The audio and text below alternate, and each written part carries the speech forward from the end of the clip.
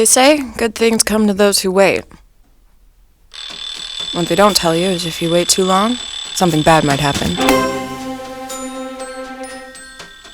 Call it indecision. Diagnosed me with anxiety. Faulty executive function. Or just write Lazy across my forehead in permanent marker. But lately, I've been trying to be an optimist. Therefore, I'll consider myself patient. The reason I've been laid up is because I got laid off. After an academic career so long, you could damn near say that I have a PhD in creative writing. Never would have imagined I'd wind up working at a canning factory. Never would have imagined I'd get canned either. You can't write this stuff.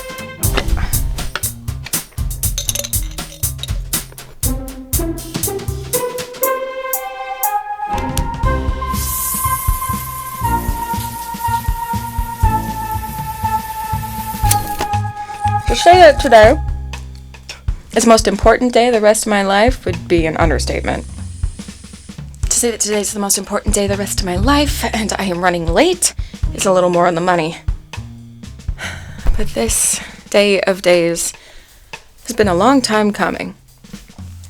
I'm a patient girl, you see, and this nightmare started 7 years ago. Not that anyone's counting. When I met the girl of my dreams. I first saw Bonnie smelling roses at the supermarket. Bonnie usually corrects me at this part and says they were carnations. All I know about flowers is that she was the prettiest one there. I finally worked up the courage, walked right up to her and asked which aisle had the cream corn in it. I thought she worked there. Flash forward 1 whole week. Our first date.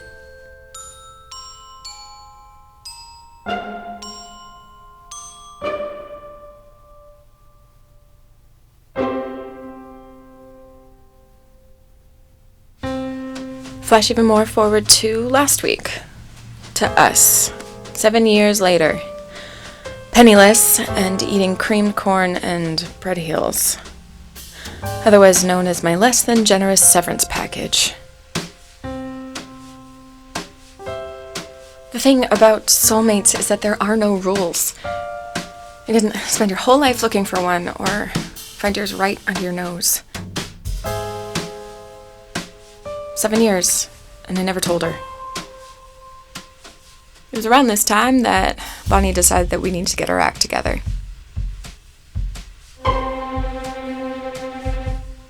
Or more pointedly, that I needed to get my act together. If I wanted pity, I'd tell you that she ran off with someone else. And you would pity me. Until I tell you that she just moved back in with her parents instead. And then, you would pity me more. It wasn't always this bad. In fact, it used to be a lot worse. My parents, though never married, shared an abundant love for one thing. Gambling. My father died in front of a radio with a winning lottery ticket in his hand. Heart attack. Say what you want about the guy, but he went out a winner. My mother took his winnings and got herself the engagement rock she felt she deserved for balling up his clean socks once a week. It's my suspicion she only got the rock to keep guys away at the slots. To say that I pulled it off her cold, dead hands would be an overstatement. She's very much alive. But hey, if my parents taught me anything, it's that if you're gonna gamble, do it with your heart. When Bonnie told me that I had to get my act together, my first instinct was to go out and get a job. But if I've learned anything, it's that my instincts are pretty much always wrong. So I'm cashing in my inheritance early.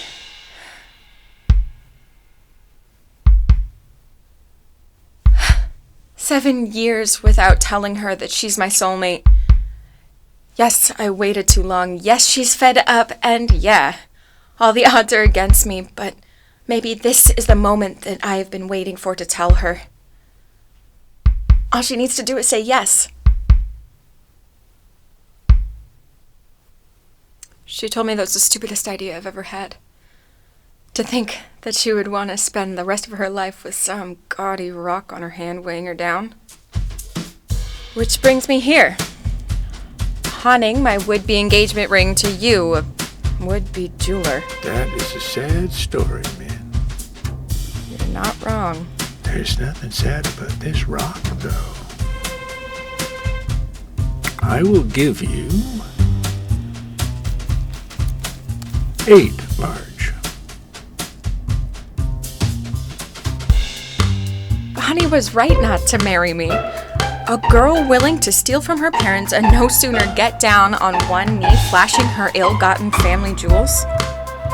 They say good things come to those who wait.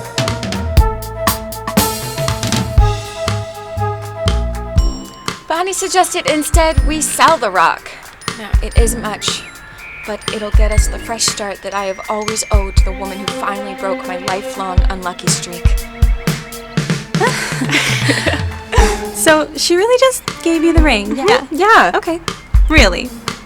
I love you.